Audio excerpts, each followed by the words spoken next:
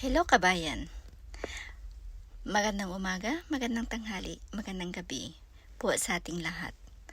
At kung saang sulok man tayong mundo naroroon, alam ko kanya-kanya tayong lugar, iba-iba tayong lugar, so iba-iba din tayong oras kung saan man tayo naroroon. By the way, ako nga pala si Amelie Agumino Adolfo. Ako po ay isang resident dito sa bansang Espanya at andito po ako sa Barcelona.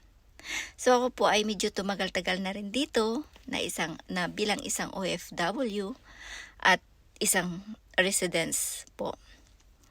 Sa katunayan, alam nyo, matagal na rin gusto kong manatili sa atin, sa lugar natin.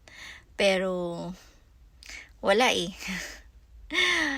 Dahil syempre pag umuwi tayo sa atin, ano naman ang tatrabahuin natin at anong kikitain natin? Yun kasi lagi ang iniisip ko.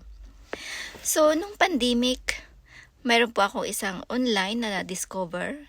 Ito po ay isang online travel and tour. At syempre, isang buwan o dalawa o mag-iisang taon na wala tayong work kasi nga ay pandemic, sarado lahat. So, nakita ko ang online na ito or may isang kaibigan ako na ni-refer sa akin ito.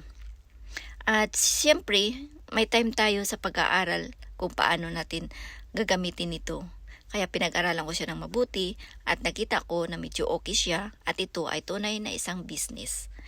So, doon ako nagsimula at paunti-unti ay nakamit ko ang mga hangarin ko.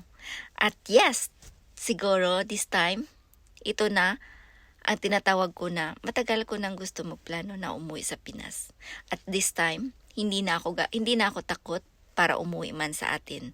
Alam niyo kung bakit? Kasi meron na akong negosyo na pag-aabalahan pag ako ay nandoon na sa atin.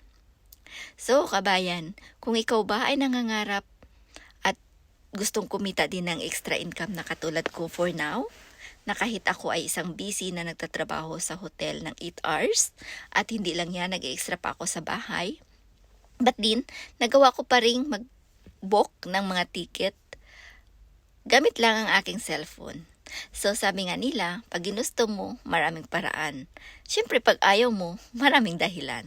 So isa ako sa mga taong yun na gustong kumita ng extra income. Kaya